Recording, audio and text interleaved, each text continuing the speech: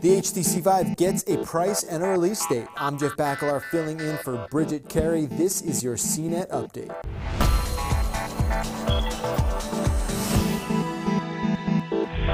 "2016 is officially the year of VR, well, at least if you want to buy one.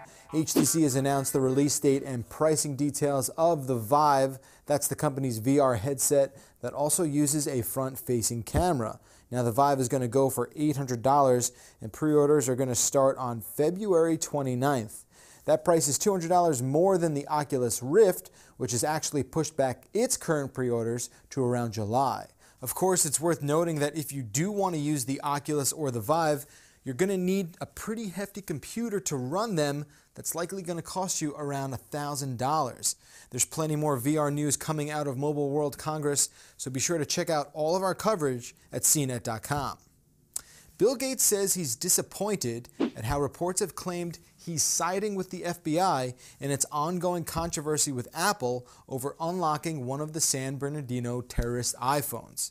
Gates told Bloomberg, quote, "That doesn't state my view on this." He goes on to say that with the right safeguards in place, there are cases where the government should be allowed to access private information. On the current topic of the FBI versus Apple, Gates says he'll let the courts decide.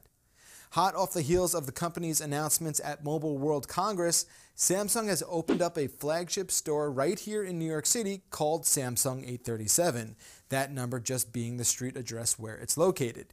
It's a pretty cool setup showcasing most of the company's new products like the Galaxy S7 and the S7 Edge, and there's also other exhibits like a VR tunnel and an art gallery. Our editors were there this morning and report there's plenty to see and do there, except you can't actually buy anything. That's right, this isn't a store. It's just a place to see and play around with Samsung stuff.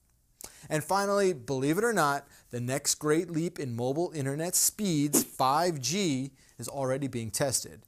Verizon invited our own Roger Chang to experience a demo of the technology where he saw speeds up to 3.77 gigabits per second. Yeah, that's around 377 times faster than what we're used to right now with 4G. But don't think about ditching your current 4G phone just yet, because 5G likely won't be a reality until around 2020. That's it for this tech news update. For everything else, head on over to CNET.com. Be sure to follow me on Twitter. From our studios here in New York, I'm Jeff Bacalar.